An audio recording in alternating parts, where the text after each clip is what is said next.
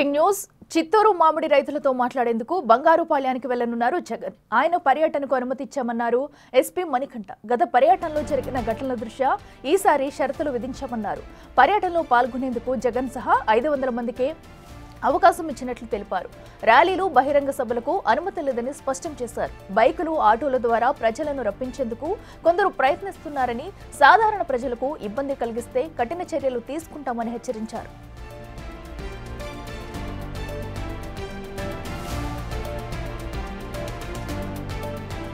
చిత్తూరు జిల్లాలో 38,706 మంది రైతుల నుంచి 2.22 లక్షల టన్నుల మామిడిని సేకరిస్తుంది ప్రభుత్వం. ప్రస్తుతం ప్రాసెసింగ్ యూనిట్లు కిలోకు 8 రూపాయలు చెల్లిస్తుండగా ప్రభుత్వం అదనంగా మరో 4 రూపాయలు ఇవ్వనుంది. చివరి కిలో వరకు రైతుల నుంచి మామిడి సేకరిస్తామని ప్రకటించింది. పార్లే, కోకోకోలా, పెప్సికో వంటి సంస్థలతో చర్చించి మామిడి గుచ్చుకు సరైన ధర వచ్చేలా ప్రత్యేక కమిటీ ఏర్పాటు చేసినట్టు తెలిపింది. కనీస ధర చెల్లించట్లేదని జగన్ ఆరోపిస్తున్నారు. అయితే రైతులకు మద్దతుగా నిలిచేందుకు ఈ పర్యటన ప్లాన్ చేశారు జగన్.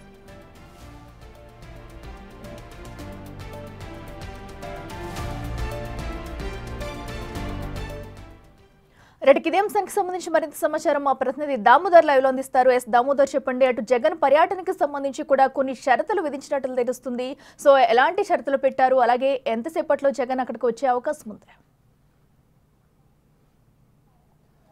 అఖిల వైఎస్ఆర్సీపీ అధినేత మాజీ ముఖ్యమంత్రి జగన్ ఈరోజు ఉమ్మడి చిత్తూరు జిల్లా బంగారుపాలెంలోనే ఏదైతే మామిడి మార్కెట్ను పరిశీలించనున్నారు. సుమారు ఉదయం 11:20 నిమిషాలకు ఆయన మామిడి మార్కెట్కి చేరుకుంటారు. ఆ తర్వాత 12:20 వరకు గంట పాటు రైతులతో ఆయన ఇంటరాక్షన్ అవుతారు. ఆ తర్వాత మీడియాతో మాట్లాడే అవకాశం ఉంది. మొత్తం మీద ఈరోజు ఆయన ఏదైతే గతంలో 3 జిల్లాల్లో జరిగిన పర్యటనల సందర్భంగా కొంత విధ్వంసం జరిగిందన్న నేపథ్యంలో పోలీసులు తీవ్ర స్థాయిలో ఆంక్షలు విధించారు. హెలిప్యాడ్ వద్దకు కేవలం 30 మంది మాత్రమే రావాలి. అదేవిధంగా ఆయనతో ఏదైతే ఇంటరాక్షన్ అయ్యే రైతులు 500 మంది మాత్రమే ఉండాలంటే కూడా నిర్ణయించారు. ఈ నేపథ్యంలో పెద్ద ఎత్తున జగన్ పర్యటనకు సుమారు 25,000 మంది పైగా వస్తున్నారంటూ సమాచారము ఇంటెలిజెన్స్ వర్గాల ద్వారా పోలీసులకు రావడంతో పోలీసులు ఎక్కడికెక్కడ నియంత్రణ చేస్తున్నారు. ముఖ్యంగా గంగాధర నెల్లూరు నుంచి పెద్ద ఎత్తున తరలి వెళ్తున్న వారిని పోలీసులు అడ్డుకొని DTCలో వారిని రాత్రి అదుపులోకి తీసుకొని పెట్టారు. మరోవైపు ఎక్కడికెక్కడ వెళ్తున్న వారిని వీడియో రికార్డింగ్ చేస్తున్నారు. దీంతో పాటు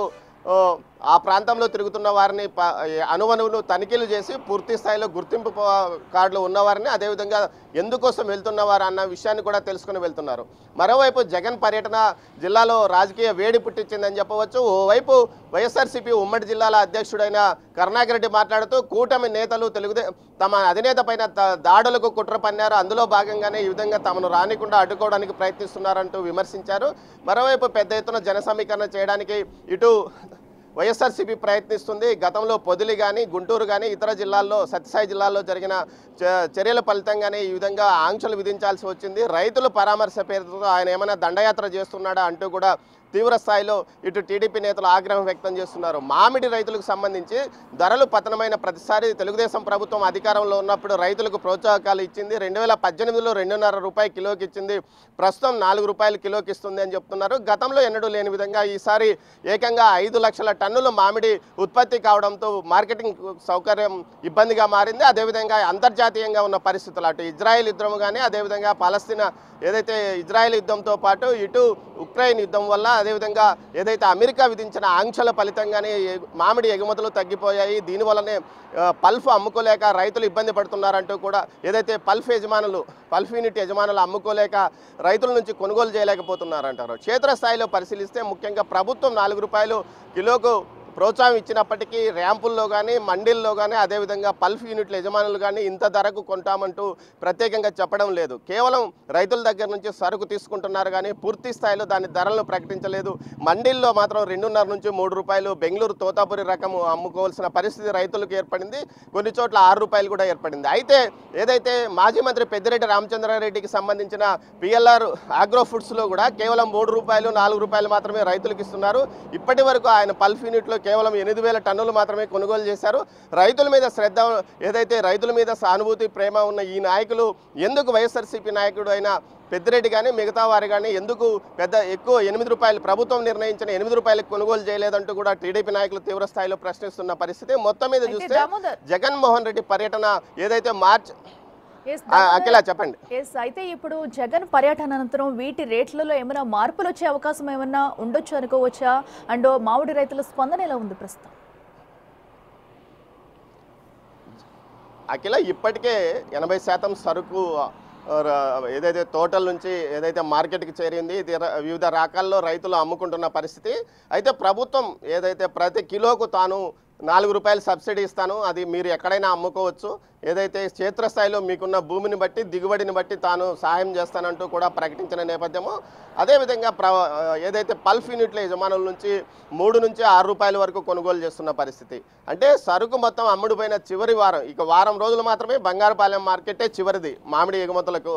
ఆ బంగారుపాలెం ప్రాంతంలో కూడా ఒక వారం రోజులకు సరుకు పూర్తిగా ఏదైతే కోత అయ్యే అవకాశం ఉన్నందువల్ల ఎలాంటి లాభం ఉండదు. ఇదే పర్యటన జగన్మోహన్ రెడ్డి మార్చి మే నెలలో చేసి ఉంటే ప్రభుత్వం మేల్కొనేది, దానివల్ల కొంత తమకు గిట్టుబాటు ధర వచ్చేది. కానీ అప్పట్లో ఏమాత్రం పట్టించకుండా ఇప్పుడు చివరిలో హడావిడి చేస్తున్నారంటూ కొంతమంది రైతులు అంటున్నారు.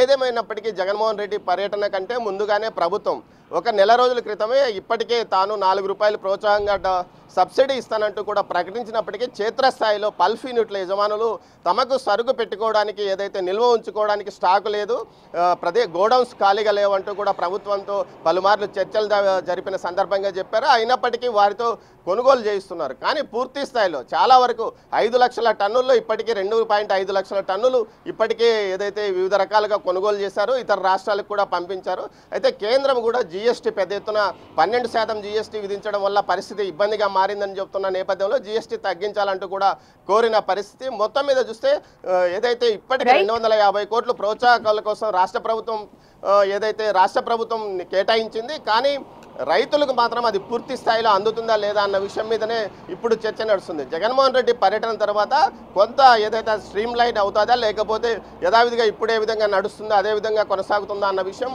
మాత్రం అది అర్థం కాని ప్రశ్న అని చెప్పవచ్చు. ఎందుకంటే ఇది రాజకీయ పార్టీలకు సంబంధం లేదు. పల్ఫ్ యూనిట్ల యజమానులు తమ ఎగుమతులు, తమ దగ్గర ఉన్న 1,40,000 టన్నులకు పైగా పల్ఫ్ ఉంది, అది స్టాకు క్లియర్ అయితే తప్ప కొనుగోలు చేసే పరిస్థితిలో వారు కనిపించడం లేదు. అఖిల.